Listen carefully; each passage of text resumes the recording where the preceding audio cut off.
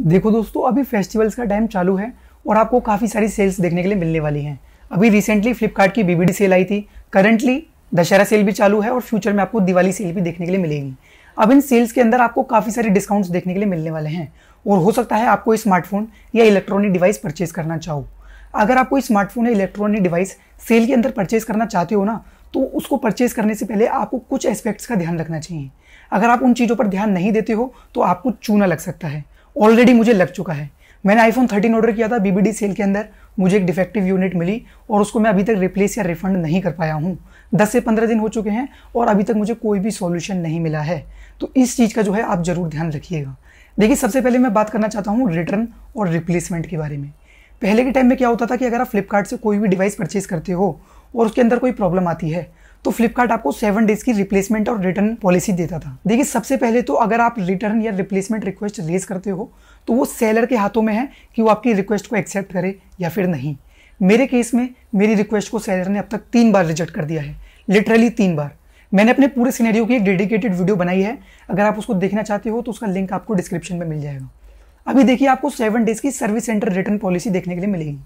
इसका मतलब ये है कि अगर आप कोई डिवाइस परचेज करते हो और उसके अंदर उसका कैमरा काम नहीं कर रहा या डिस्प्ले काम नहीं कर रही, तो उस कंडीशन में फ्लिपकार्ट आपको बिल्कुल भी हेल्प नहीं करने वाला। फ्लिपकार्ट आपसे साफ साफ बोल देगा कि आप अपने ब्रांड के सर्विस सेंटर जाइए। अब आप अपने ब्रांड के सर्विस सेंटर जाओगे तो वो आपको 1 साल की वारंटी देंगे, जो कि आपको हर एक स्मार्टफोन पर देखने के लिए मिलती है। पर उस वारंटी के अंदर वो आपके डिवाइस को रिपेयर करके देंगे। मैं फिर से बता देता हूँ, आपको डिवाइस रिपेयर करके देंगे, ना ही रिप्लेस या रिफंड करके, क्योंकि सर्विस सेंटर का इतना ही काम होता है। अगर रिपेयर करा के ही यूज़ करना है तो नए डिवाइस लेने का फ़ायदा क्या हुआ? कोई भी फ़ायदा नहीं हुआ अगर आप रिपेयर करा के नए डिवाइस को यूज़ करने वाले हो। तो सर्विस सेंटर से यहाँ पर आपको कोई भी जो है सहायता नहीं मिलेगी। वो आपके डिवाइस को रिपेयर कर सकते हैं पर रिप्लेस बिल्कुल भी नहीं करेंगे। फ्लिपकार्ट का ये कहना है कि आपने जो डिवाइस एक्सेप्ट किया है, अगर उसके अंदर कोई डैमेज या डिफेक्ट है तो सेलर आपको रिप्लेसमेंट या रिफंड प्रोवाइड कर सकता है, पर उसकी भी कोई गारंटी नहीं है। आपको रिक्वेस्ट को डालने के बाद कम से कम 10 से 15 दिन वेट करना पड़ेगा और फिर भी कोई गारंटी नहीं है कि आपको सॉल्यूशन मिल जाए। मेरा जो आईफोन 13 है वो मेरे को 24 सितंबर को डिलीवर हो गया था। आज 6 अक्टूबर है, मुझे कोई भी सॉल्यूशन नहीं मिला है और इवन फ्लिपकार्ट ने मेरे से बोला है कि आप 16 से 18 अक्टूबर तक वेट कीजिए, तब तक हम आपको सॉल्यूशन प्रोवाइड करेंगे। तो आप देख सकते हो फ्लिपकार्ट यहाँ पर प्रोसेस को कितना ज़्यादा हेक्टिक बना रहा है और जो डिले है वो कितना ज़्यादा हो चुका है। जो मैंने 55,000 रुपये सेव करके रखे हुए थे वो तो फ्लिपकार्ट के पास अटक चुके हैं ना। जब तक मुझे रिफंड या रिप्लेसमेंट नहीं मिलेगा तब तक मैं एक नया डिवाइस भी परचेज नहीं कर सकता। तो फ्लिपकार्ट की जो कस्टमर सर्विस है वो मुझे यहाँ पर बहुत ही ज़्यादा पैथेटिक लगी। वहीं पर अमेजोन की कस्टमर सर्विस अभी भी काफ़ी अच्छी है। अगर आपके डिवाइस में कोई इशू आ रहा है तो वो 7 दिनों के अंदर या तो आपको रिप्लेस करके देंगे और अगर रिप्लेसमेंट यूनिट में भी प्रॉब्लम है तो आपको रिफंड भी मिल सकता है। तो अमेजोन की कस्टमर सर्विस काफ़ी ज़्यादा अच्छी है, पर फ्लिपकार्ट यहाँ पर जो है बहुत ही बुरा काम कर रहा है। काफ़ी सारे लोगों ने आईफोन 13 ऑर्डर किया था और उनकी जो एल्युमिनियम बॉडी होती है उसके ऊपर स्क्रैच या डेंट था। सेलर ने कई बार रिफंड रिक्वेस्ट रिजेक्ट कर दी और फ्लिपकार्ट का ये कहना है कि आप सर्विस सेंटर लेकर जाइए। अब ऑब्वियस सी बात है कि अगर आपके डिवाइस में आपको स्क्रैच या डेंट रिसीव हुआ है तो उसमें सर्विस सेंटर वाले आपकी कोई भी हेल्प नहीं कर सकते। और अगर कोई चीज़ काम भी नहीं कर रही है जैसे कि डिस्प्ले, कैमरा, स्पीकर, तो सर्विस सेंटर वाले उसको रिपेयर करके देंगे, पर रिप्लेसमेंट तो सर्विस सेंटर वाले बिल्कुल डिनाई कर देंगे। मैं भी एप्पल के सर्विस सेंटर गया था और एप्पल के सर्विस सेंटर वालों ने मेरे से साफ साफ बोल दिया कि इसमें हम आपकी कुछ भी मदद नहीं कर सकते, आपको रिप्लेसमेंट लेने के लिए फ्लिपकार्ट से ही बात करनी पड़ेगी। और फ्लिपकार्ट वाले जो हैं सर्विस सेंटर के ऊपर बात को टाल देते हैं। तो फ्लिपकार्ट वालों की जो अपनी खुद की रिस्पॉन्सिबिलिटी है ना, वो बिल्कुल भी नहीं निभा रहे हैं। अगर फ्लिपकार्ट आपको कोई स्मार्टफोन सेल कर रहा है, वो रीसेलर को कस्टमर से कनेक्ट कर रहा है, तो उस प्लेटफॉर्म की भी जिम्मेदारी होती है कुछ ना कुछ कि वो आपको सॉल्यूशन प्रोवाइड करे, जो कि यहाँ पर फ्लिपकार्ट बिल्कुल भी नहीं कर पा रहा है। इवन कुछ लोगों ने तो जब अपने आईफोन सेटअप किए तो उनको सिर्फ 7 से 8 महीने की वारंटी मिली। इसका मतलब आप जानते हो क्या है? इसका मतलब ये है कि डिवाइस पहले ही एक्टिवेट हो चुका था और वो एक रिफर्ब या यूज्ड यूनिट है। तो सेल में डिवाइस परचेज करते वक्त आपको हमेशा ध्यान रखना है कि रिप्लेसमेंट और रिटर्न के अंदर आपको दिक्कत आ सकती है। दूसरी चीज जिसका आपको ध्यान रखना है वो है फ्लक्चुएटिंग प्राइसेस। देखिए, सेल के अंदर आपको काफ़ी सारे प्रोडक्ट का जो प्राइस है वो कुछ अलग दिखाया जाएगा और खरीदते वक्त प्राइस उसका बिल्कुल ही चेंज हो जाएगा। जैसे अगर हम आईफोन 13 का एग्जाम्पल लें तो उसका प्राइस 48,000 रुपीज़ दिखाया गया था, पर यह बहुत कम कस्टमर्स को इस प्राइस में देखने के लिए मिला। पर्सनली मैंने भी आईफोन 13 55,000 रुपये का परचेज किया था। अब ये फ्लिपकार्ट की एक मार्केटिंग स्ट्रेटेजी है। जो इंसान 48,000 रुपये का फ़ोन खरीदने के लिए तैयार है वो 5-6 हज़ार रुपये डाल के एक्स्ट्रा फिर भी फ़ोन को परचेज कर सकता है। तो यहाँ पर फ्लिपकार्ट का तो कुछ भी नहीं गया, पर आपने अपने बजट से 5 से 6 हज़ार रुपये एक्स्ट्रा खर्च कर दिए। तो ये चीज़ मुझे काफ़ी ज़्यादा गलत लगी। अगर आपको डिवाइस 55,000 रुपये पर ही बेचना है तो आप उसका प्राइस जो लिस्ट करते हो वो भी 55,000 ही करो। 48,000, 49,000 ये प्राइस को लिस्ट करते हैं कस्टमर्स को अट्रैक्ट करने के लिए। आपको पेशेंस से देखना है कि क्या ये डिवाइस आपके बजट से बाहर जा रहा है, और अगर बाहर जा रहा है तो जरूरी नहीं है कि आप उसको इसी सेल में परचेज करो। ऐसी सेल्स आपको हर 2-3 महीने बाद देखने के लिए मिलने वाली है, तो आपको ऐसी चीज का जो है जरूर ध्यान रखना है। और फ्लिपकार्ट की मुझे एक चीज बहुत ज्यादा बेकार लगी कि जो आईफोन 13 का स्टॉक था ना, वो प्लस मेंबर्स ने ही खत्म कर दिया था। जब तक डील नॉर्मल कस्टमर्स पर आई तो डिवाइस 55,000 का बिका। इवन 56-58,000 रुपीज का आईफोन 13 बिका है सेल के अंदर। तो देखो हुआ क्या था, जो प्लस मेंबर्स हैं फ्लिपकार्ट के, उनके लिए सेल एक दिन पहले चालू हो गई थी और उन्होंने 12 बजे के करीब आईफोन 13 ऑर्डर किए। मैं भी प्लस मेंबर हूं, पर मुझे 50,000 से नीचे डिवाइस देखने के लिए नहीं मिला।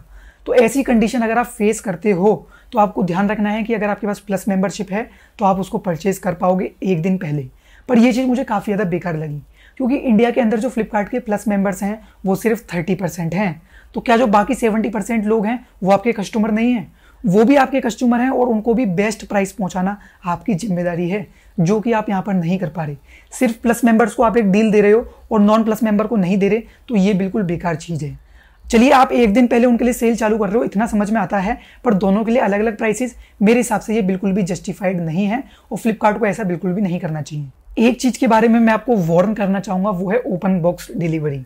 आपको सुनने में काफ़ी अच्छा लग रहा होगा कि ओपन बॉक्स डिलीवरी तो बढ़िया है, डिलीवरी बॉय हमारे सामने हमारा प्रोडक्ट अनबॉक्स करके दिखाएगा, पर इसके अंदर एक बहुत बड़ा कैच है। देखिए, मैं आपको अच्छे से समझाता हूँ। ओपन बॉक्स डिलीवरी बहुत ही कम पिन कोड्स के ऊपर अवेलेबल है, और अगर आप इसको ऑप्ट करते हो तो आपका डिलीवरी बॉय आपके डिवाइस को आपके सामने अनबॉक्स करेगा, आप उसको एक्सेप्ट करोगे और आपकी डिलीवरी कंप्लीट हो जाएगी। अब आप एक सिनेरियो इमेजिन कीजिए, आपने एक रियलमी का फ़ोन ऑर्डर किया, आपने ओपन बॉक्स डिलीवरी को ऑप्ट किया और डिलीवरी बॉय ने आपको फ़ोन खोल के भी दिखाया।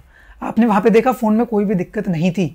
आप फ़ोन को अपने घर के अंदर लेकर आए, घर के अंदर आपने 1 से 2 घंटे यूज़ किया और फिर आप नोटिस करते हो कि फ़ोन की बॉडी के ऊपर एक डेंट है, जो कि आप ओपन बॉक्स डिलीवरी के टाइम पर नोटिस नहीं कर पाए थे। तो अब आप कुछ भी नहीं कर सकते हो। अगर आपकी ओपन बॉक्स डिलीवरी कंप्लीट हो चुकी है और आप कोई स्क्रैच या डेंट को बाद में नोटिस करते हो, तो कंपनी आपसे साफ साफ बोल देगी कि उसको आपने लगाया है। कंपनी आपसे साफ साफ बोल देगी कि हो सकता है स्क्रैच या डेंट आपसे ही लगा हो, क्योंकि ओपन बॉक्स डिलीवरी आपकी वेरीफाइड हो चुकी है। तो इस चीज़ का आप लोग जो है ज़रूर ध्यान रखिएगा। अगर आप ओपन बॉक्स डिलीवरी के टाइम पर कोई भी स्क्रैच या कोई भी डेंट मिस कर देते हो तो बाद में आप उसको बिल्कुल भी रिप्लेस या रिफंड नहीं कर पाओगे।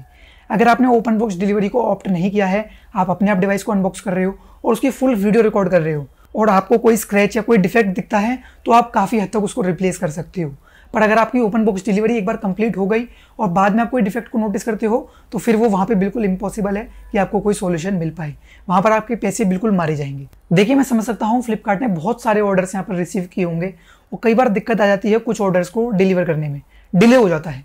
पर यहाँ पर कुछ ऑर्डर्स के साथ ऐसा नहीं हुआ है। बहुत लार्ज नंबर ऑफ कस्टमर्स के साथ क्या हुआ है कि उनके ऑर्डर डिले हो चुके हैं, उनकी जो डिलीवरी डेट थी वो एक्सीड हो चुकी है और अब तक डिवाइस डिलीवर नहीं हुआ।